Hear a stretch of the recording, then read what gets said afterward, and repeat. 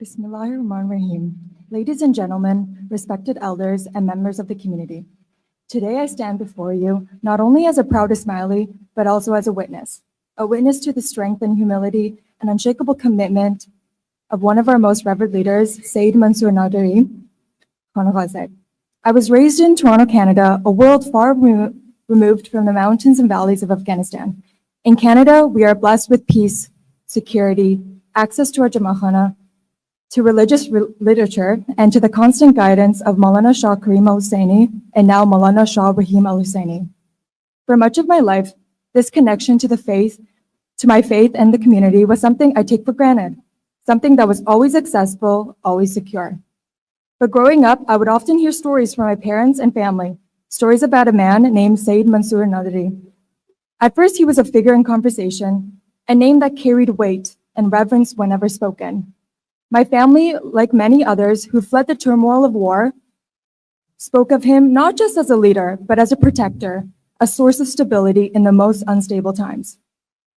They spoke of how even in the dark days of war-torn Afghanistan, when just saying Ismaili could put a target on your back, Sayyid Mansoor stood strong.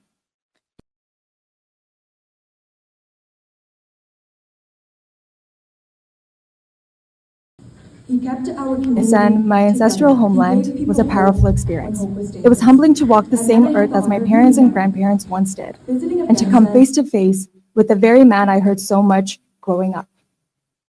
When my family and I met Sayyid Mansoor, we were welcomed with such warmth, and genuine hospitality. It wasn't just political or ceremonial, it was personal.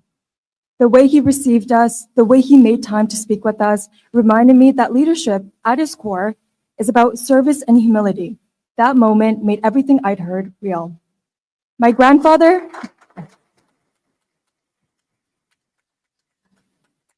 Wakil Abdul Ali, hosted Sayyid Mansoor at his home countless times, not just as a guest, but as a respected elder of the community, as a spiritual leader, and as someone who united hearts across families.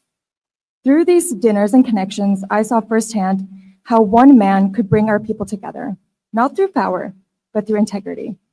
What Sayyid Mansoor has done for the Ismaili community in Afghanistan is extraordinary. In the 1980s and 90s, when it was dangerous just to whisper your identity, he was organizing, supporting, and protecting our people.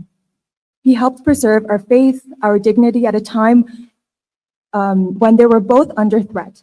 From the war fields to the villages, from spiritual guidance to political representation, he stood as a pillar for Ismailis, someone people could trust, someone who worked tirelessly without seeking recognition.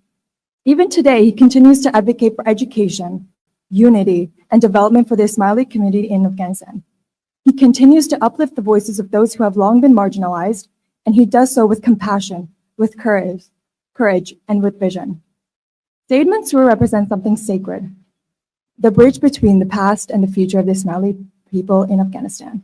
He is a living example of leadership rooted in faith, in service, and in love for the Jamaat. As someone who grew up in a first world society with every resource and comfort, it was humbling to witness the strength of our people in Afghanistan and the role Sayyid Mansoor plays in keeping the strength alive. To Sayyid Mansoor, Khanagha Sahib, I say thank you. Thank you for carrying us through the darkest times. Thank you for being a guardian when so many felt unguarded. And thank you for showing all of us, whether in Afghanistan, Canada, or anywhere else, what it truly means to serve the Jamaat. May our community always honor and support your legacy, not just with words, but with unity and continued dedication to our shared future. Thank you.